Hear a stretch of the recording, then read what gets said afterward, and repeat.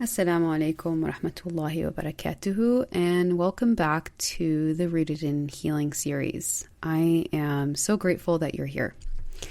I'm your host, Dr. Hanan Hashem, and you're listening to the first module of our podcast series on intergenerational trauma. This series is a part of a course that I created to help Muslims understand the patterns that we carry and to learn how to begin the healing process. Now, before we talk about how trauma moves across generations, which is what intergenerational trauma is, we do have to really start at level 1. And that means understanding what even is trauma. Now, I do want to pause here to say that some of you might be really well versed in what trauma is, and some of you may not really have a full conceptual understanding. So what I'm going to do in this podcast episode anyways is go ahead and define trauma for us so that we're all on the same page as we continue through this series of understanding really what I'm talking about here. You may have heard the word, like it's used in so many different ways. It's used in clinical settings, social media, conversation, family stories.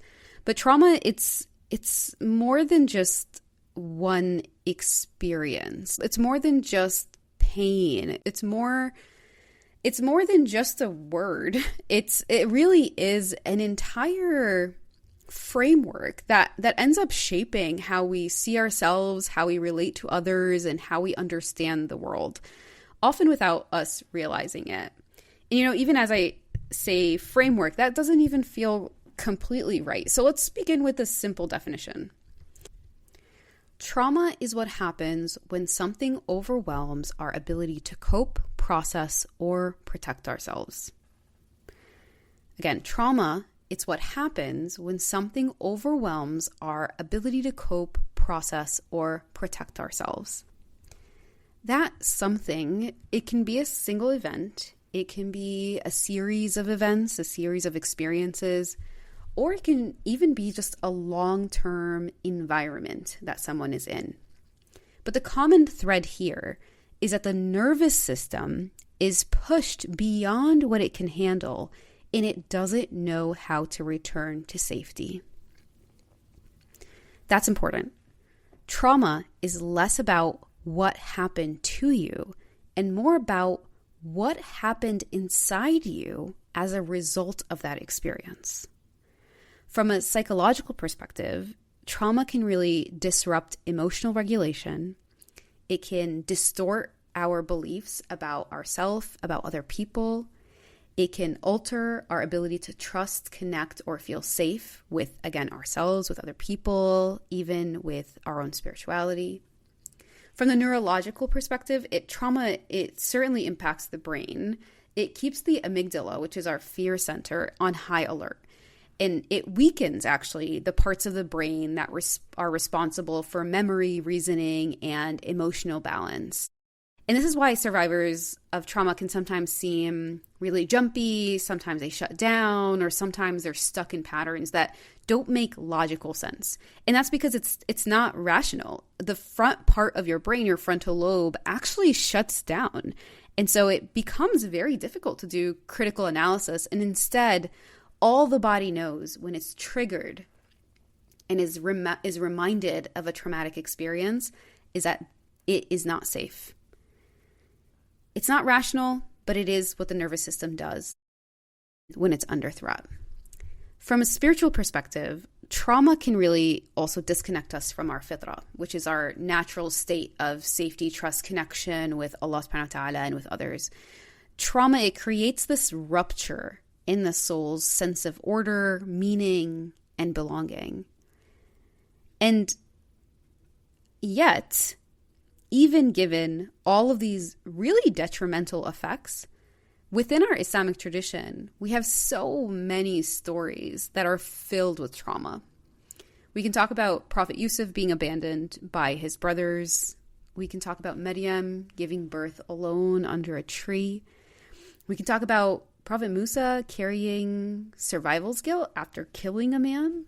These aren't just like stories. These are real people that have experienced real things where their nervous system was shot. And so it can be really important for us to pay attention to these stories and really see ourselves in the ways that trauma happens, but also in the way that we can heal. So let's look at different types of trauma, because not all trauma looks the same, but they can certainly overlap. So first, there's acute trauma, and this comes from just a single overwhelming event that shocks your system. This can include like a car accident, experiencing or witnessing a violent incident, receiving the sudden news of, someone in your community dying or passing away, or a natural disaster, right? If anyone's survived like a one-time natural disaster, although we're having so many more, of course, or a one-time assault, like being harassed at work or at school. These events, they can be brief, but their effects then linger in the body, in the mind for years if they're left unprocessed. Right? But remember what I said about trauma. It's not about what happened to you. It's about what's happening inside of you, what happened inside of you as a result of that trauma. So that means that two people can be in the same car accident, and maybe even one person being closer to where the car was hit, and that person is able to kind of move through and come back. Their nervous system is able to come back into safety much more easily than the other person that they were with. And so it's important to realize that even with acute trauma, even if it's just one event that happened, we all can respond differently. And it's important to honor that. So there's acute trauma. There's also chronic trauma, which honestly, I can say that many of us are experiencing. And this comes from ongoing, repeated exposure to stressors over time. So some examples are growing up in poverty, constantly worried about food, housing, basic safety, living in an environment of racism or Islamophobia where you're constantly vigilant and paranoid about who's going to say what to you when, having a parent who is present physically but emotionally shut down. So this is what we call emotional neglect, which actually activates the trauma system just as emotional abuse does. They may be physically present but emotionally shut down due to their own unhealed trauma. Also, experiencing verbal abuse or constant criticism throughout your childhood, that's also going to be chronic ongoing exposure to stress. Or witnessing community violence on a regular basis, which I think many of us do quite often. The chronic part of that trauma, it really wears down your sense of safety gradually, like a slow leak that eventually empties the tank. One of the other things that happens with chronic trauma, or just any trauma, is that your cortisol levels go up. And so if you're constantly in a state of trauma, in a state of stress, especially if it's happening to you when you're growing up, that cortisol in your body, which is supposed to really initially just kind of shock you into action or help you kind of figure out how to solve something in the moment. But if it's there all the time, one of the consequences of this cortisol being in your body is that it actually suppresses growth.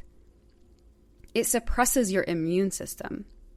It suppresses your ability to grow and experience like the natural healing that just comes from your body, that just comes from the way Allah subhanahu wa ta'ala designed us. So chronic trauma is really not to be understated. And I say this because I find that it really is dismissed and ignored and invalidated quite often. So pay attention to what is acute, what is chronic. And then there's also complex trauma. Complex trauma is usually the result of repeated relational trauma, so trauma that happens in relationships, especially when it happens in childhood, especially when it happens in relationships that were supposed to be safe. So being parented by someone who had an untreated mental illness or addiction, for example. Enduring emotional neglect, manipulation, or control. Growing up in a household where love was conditional, where you had to be perfect, where you had to be pleasing, where you had to get certain grades, or you had to be invisible to stay safe. Or a child learning that their parents really aren't taking their needs very seriously. A child experiencing bullying from their parents, from older siblings for an extended period of time, living with that constant sense that you had to walk on eggshells. Complex trauma, it really deeply impacts our relationship with life. It impacts our attachment system, our emotional regulation, our self-worth. And I have found that complex trauma really takes a long time and a lot of work to get through to the other side, where you're not living in the trauma, where the trauma itself is not shaping your everyday moves. So we have complex trauma, but complex trauma doesn't come from nowhere. And this is where we can move to talking about intergenerational trauma. This is the trauma that we inherit, often without language. It's coded in silences, in survival patterns, in the stories that we tell, and it's also coded in our genes and biology. So some examples might include, a grandparent who fled war or was displaced and whose silence or fear shaped how the emotions were handled in your family. It could be a parent who grew up being severely physically abused by their own parents and never really learned how to discipline their own children without violence. It can be patterns of emotional suppression, where crying or expressing needs was labeled as weakness. I see this a lot with men in particular, which then affects their ability to express their own emotions and their relationships with the people around them. Growing up with a deep fear of authority because your elders survived colonialism or systemic oppression. Feeling internalized shame or imposter syndrome because your community was told it wasn't good enough. We're often told this through media, through history books, through Orientalism, oftentimes. Intergenerational trauma, it shows up in things like family loyalty that's mixed with resentment. It shows up in inherited roles like the fixer or the quiet one or the scapegoat or the golden child.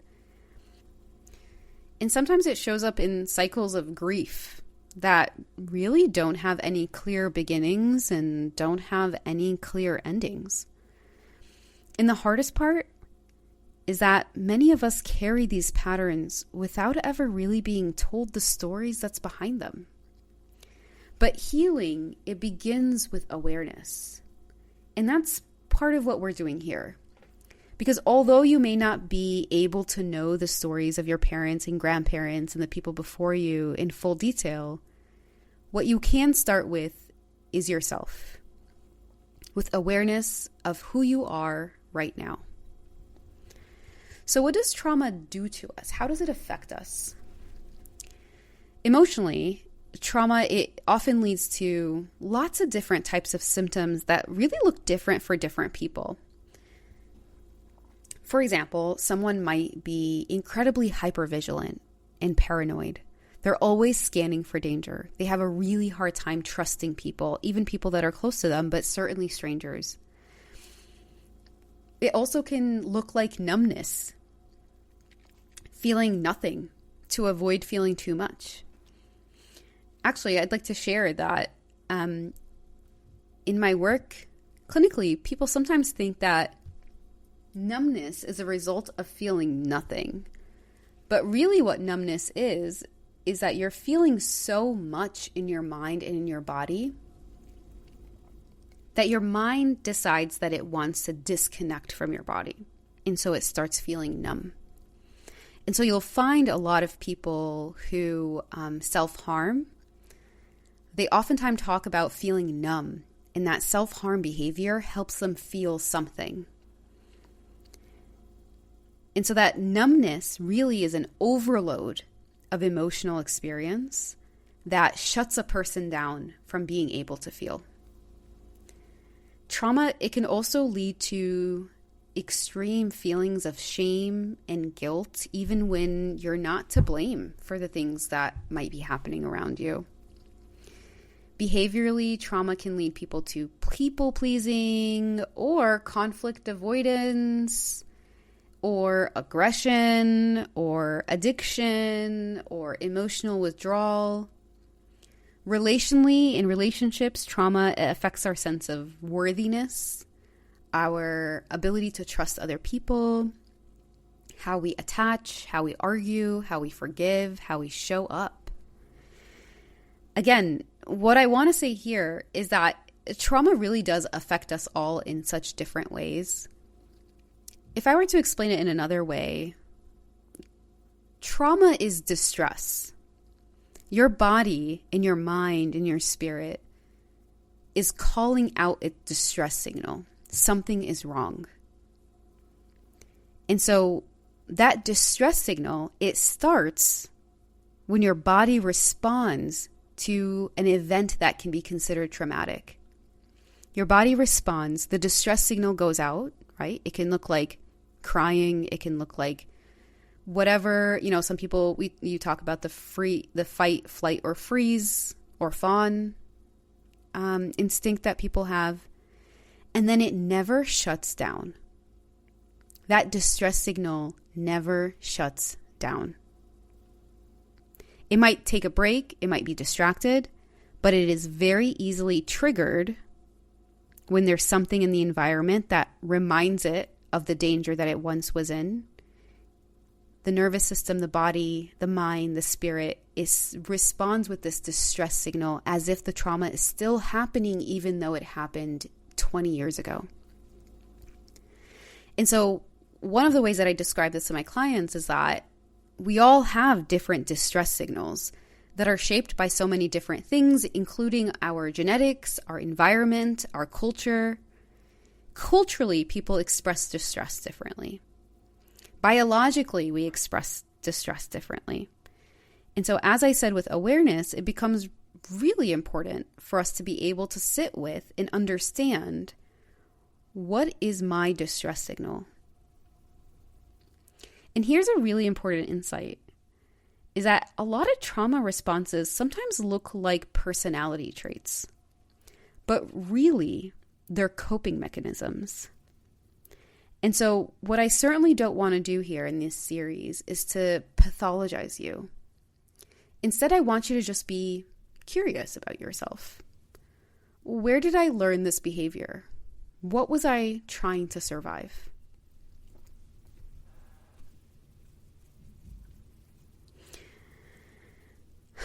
Trauma, it hides in silence.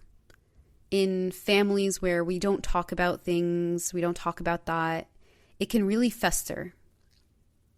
Sometimes in some cultures, sabr, patience, a spiritual virtue that we have in Islam, sabr. In some cultures, sabr, it means suppression, where trauma then just continues to go unacknowledged while still deeply affecting the people around it. But Islam, again, it doesn't tell us to ignore the pain. In fact, the Quran, it names the pain and the grief that people experience. The Prophet ﷺ named his own grief. He cried when his son died. He sought counsel after Uhud. He really embodied both strength and softness at the same time. And you can too. Okay, so let's slow down just a little bit. And I have a journal prompt for you. Again, work with this as you feel comfortable. But I find that sometimes people, they want something to do after gaining knowledge like this. So here's your prompt. What has my relationship with trauma been like in my life? What has my relationship with trauma been like in my life? Now, you don't have to write this down to journal. You can also pull out your phone and just record a voice note. You can just talk out loud to yourself. You can bring this up in a conversation with a friend. But I want you to really explore the body sensation, explore the questions that generally come up to you, explore the patterns. You really don't need to come to a conclusion here. Just let your heart speak. Also, if you haven't yet, my first series of episodes that I published on this podcast was how to function during a genocide. And in those 3 episodes, I do talk a lot about trauma.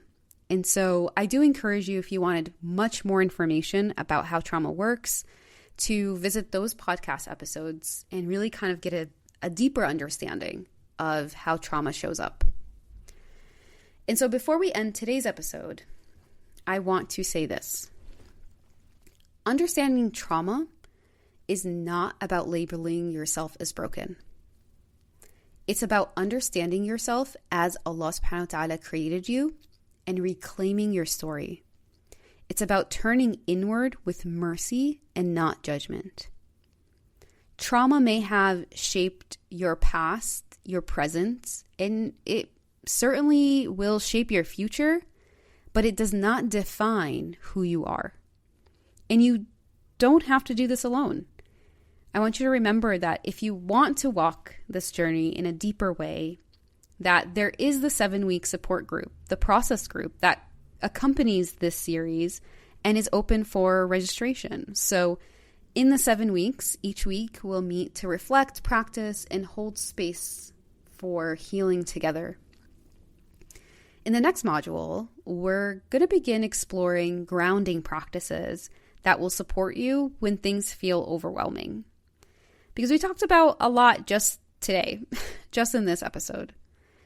And it's really not enough to understand trauma intellectually. You really need to be able to pull out tools that will help you feel safe enough to process and heal.